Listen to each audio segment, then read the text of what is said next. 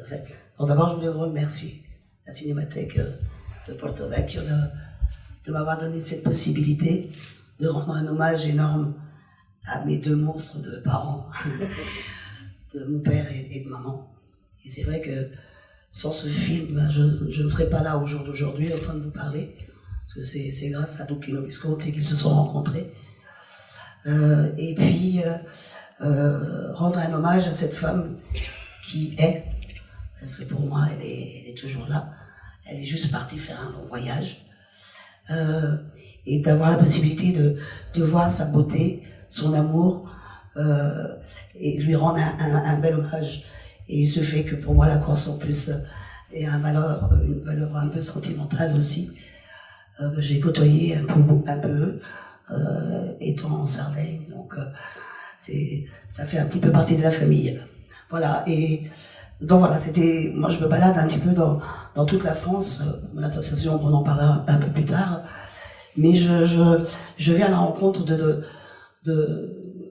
des gens, de leurs témoignages, de l'amour qu'ils ont porté pour ma mère, et c'est à chaque fois quelque chose de tellement émouvant. Vous donnez la force, vous avez transmis sa force et son amour. Enfin, excusez-moi, je suis un peu émue. Et oui, maman, c'est maman, elle a tourné jusqu'au bout. Jusqu'au jour où on a dû faire une annonce pour sa maladie. Et à ce moment-là, j'ai eu peut-être une thérapie à moi et à maman de lutter. Et donc j'ai écrit ce livre, La mémoire de ma mère. Et c'était pour déjà trois raisons. La première, c'était pour remettre un petit peu les points sur les i. Parce que malheureusement, au cinéma, c'était devenu impossible. Elle ne pouvait plus tourner. C'est-à-dire qu'il y avait que vraiment le metteur en scène qui pouvait être au courant. Et donc il fallait, c'était quand même assez difficile. Et donc à l'annonce, je l'ai faite parce qu'on l'apprenait, enfin, surtout le livre, je l'ai écrit au moment où on pensait qu'elle se droguait, qu'elle buvait, qu'elle perdait le bouboule. Donc ça, c'était une première raison de dire, bah voilà, on remet un petit peu les points sur les i. Deuxièmement, je l'ai écrit au moment où maman était encore consciente. C'est-à-dire que je l'ai écrit en collaboration avec Jean-Michel Garadec. Et donc, on a travaillé ensemble. Parce que bon, il faut rendre à César ce qui appartient à César. Lui, il a su mettre avec sa plume les brouillons de ma vie. Et on a travaillé donc sur papier. Et au moment de la correction, maman était à côté. Elle était encore consciente. Et donc, elle me disait, ouais. On me disait, non, ça, on va le garder pour notre petit jardin secret. Voilà. Et je l'ai fait avec son autorisation. Je n'aurais pas écrit 2 ans plus tard, c'était pas possible. Et troisièmement, c'était, je pense, la chose la plus importante, c'est que je l'ai fait pour vous, le public. Parce que vous avez été sa gasoline. Et c'était la moindre des choses, la moindre des politesses, de dire, ben voilà maman, au jour d'aujourd'hui, où elle en est. Et votre amour l'a tenue jusqu'au bout. Vous lui avez bien rendu. Voilà, et vous continuez à le rendre.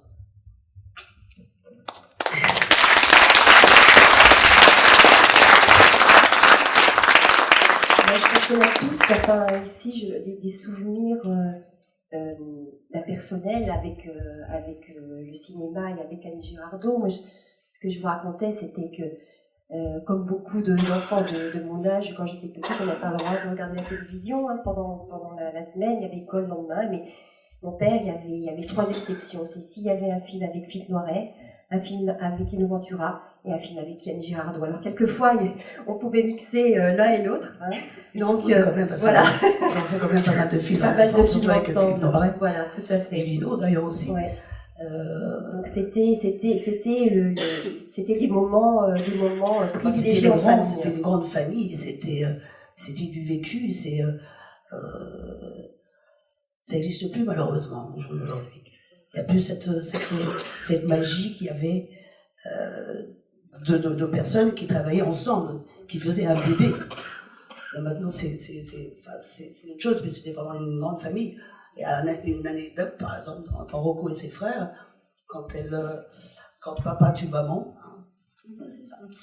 Moi, j'avais eu donc l'autorisation, j'étais tout petit, je devais avoir à peu près 5 ans, et il passait sur les chaînes italiennes, avec la censure.